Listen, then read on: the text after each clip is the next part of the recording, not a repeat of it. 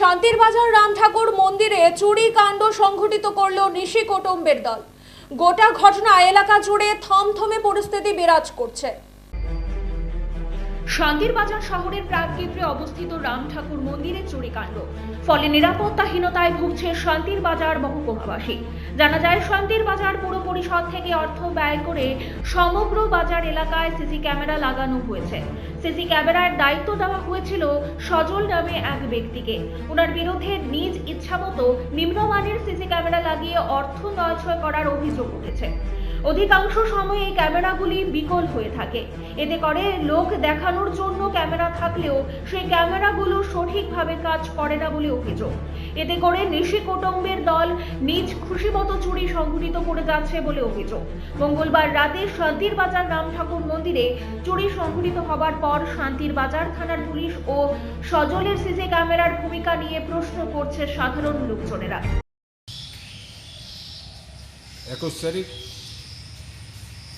রাত্রে সন্ধ্যা 9টা সাড়ে 9টার সময় আমাদের পুরোহিত মন্দিরে পূজার কাজ শেষ করে তারপরে মন্দিরের দরজা বন্ধ করে বা গেট বন্ধ করে উনি বাড়িতে চলে যায়।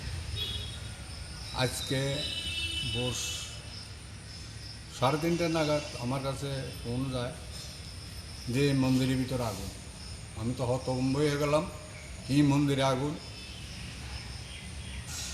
তারপরে আপনি আসেন। আমি আসলাম, আসলে দেখলাম মন্দিরের ভিতরে ঠাকুর সজ্জা দেওয়ার জন্য যে খাট থাকে, আমাদের ঠাকুর ঘুমায় এখানে, এই কাঠটা সম্পূর্ণভাবে এটা পুরো ছাই হয়ে গেছে। পাশে বেড়া কেটে আমরা এই দুষ্কৃতীরা ঘরে প্রবেশ করে এখানে একটা দান বাক্সা ছিল আমাদের, এটা ব্যাংকে সমস্ত টাকা পয়সা যা ছিল এগুলো নিয়ে যায়। আর পূজার কিছু সামগ্রিক আছে আমাদের এখানে, এগুলো নিয়ে যায়। এরপরে আগুনটা লাগানোর পরে সব বিছনাপত্র তো সব পুড়িয়ে গেল। আমরা এই হতভম্ব কীভাবে আগুন গেল, কোনো শর্ট সার্কিটও নাই, এখানে কোনো তারে নাই, বেড়ার পাশে আগুন কী করে লাগলো। যাও, এরপরে আমাদের কমিটি যারা যারা আছে সবাইকে আমরা ফোন করে জানালাম, তারা সবাই আসলো, বিভিন্ন জায়গার থেকে খবর পেয়ে তারা ওইখানে আসলো, দেখলো কী কাণ্ড। তারপরে আর কি এটি পরিস্থিতি করলাম। তারপরে পুলিশ আসলো, পুলিশে সব দেখলো, দেখে আমাদের থেকে স্টেটমেন্ট নিয়ে চলে গেল। এর আগে কি চুরি হয়েছিল এই আশ্রমে? এর আগে কি আর চুরি হয়েছিল আশ্রমে? প্রণামী বাক্সটা আমাদের বাইরে থাকতো, তখন ওইখানে মন্দির ছিল, তখন তো দুপুরবেলা কেউ থাকতো না, তখন এটাই তো ব্যাংকে টাকা পয়সা নিয়ে যাবে। এই পর্যন্ত এরকম ধরনের ঘটনা আর হয়নি। কি বললো তো সেটাও আমি আজকে বললাম যে আমরা যদি একটু মোবাইল নিয়ে থাকেন, তখন বললো না আমাদের গেট বন্ধ থাকে, আমরা তো ভিতরে ঢুকতে পারি না।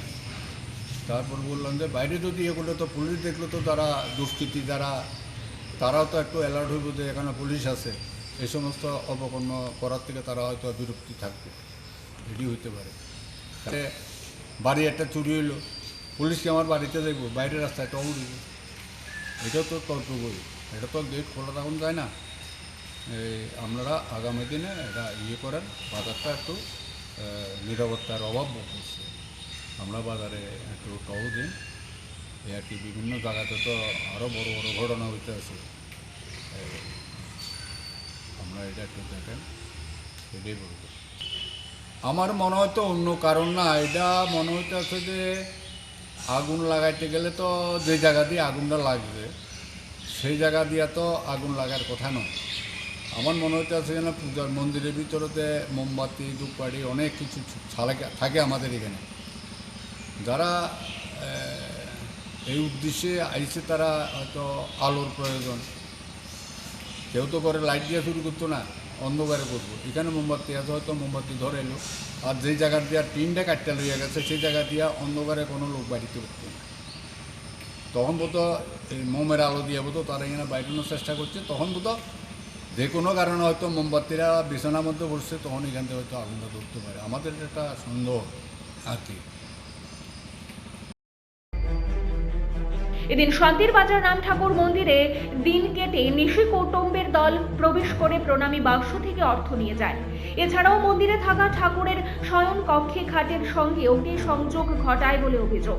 বুধবার বিষয়টি মন্দির কমিটির নজরে আসার পর শান্তির বাজার থানায় খবর দেওয়া হয়। পুলিশ ঘটনার খবর পেয়ে ঘটনাস্থলে উপস্থিত হয়ে ঘটনাস্থল পরিদর্শন করে চলে আসে। এখন দেখার বিষয় ঘটনার সাথে জড়িতদের আটক করতে শান্তির বাজার থানার পুলিশ কি প্রকার পদক্ষেপ গ্রহণ করে, এমনটাই অভিযোগ এলাকার স্থানীয়দের। ব্যুরো রিপোর্ট, পাবলিক নাও।